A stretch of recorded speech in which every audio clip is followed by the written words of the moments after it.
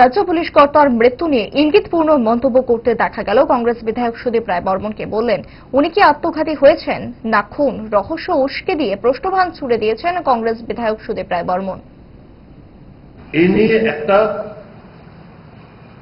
প্রচন্ড তর্ক বিতর্ক ধোঁয়াশা সৃষ্টি হয়েছে জনমনে।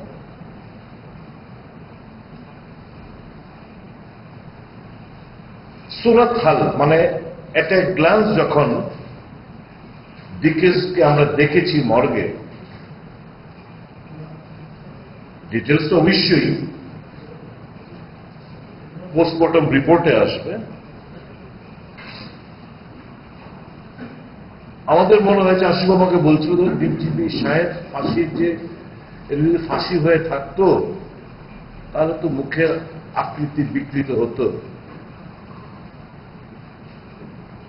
মেডিকেল যে জুরিসপ্রুডেন্স, পাগুলো বেঁকে থাকে হ্যাঙ্গিং অবস্থায়, চোখগুলো বালজ আউট হয়, জিভ বেরিয়ে আসে, মল ত্যাগ হয়, প্রস্রাব ত্যাগ হয়।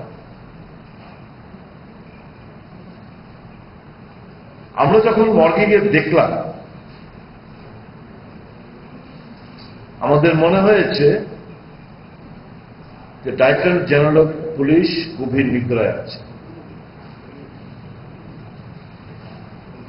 এট এ গ্লান্স যে সুরত হাল যেটা দেখেছি আমরা, আমাদের মনে হয়নি যে এটা আত্মহত্যার ঘটনা বলে আমাদের মনে হয়।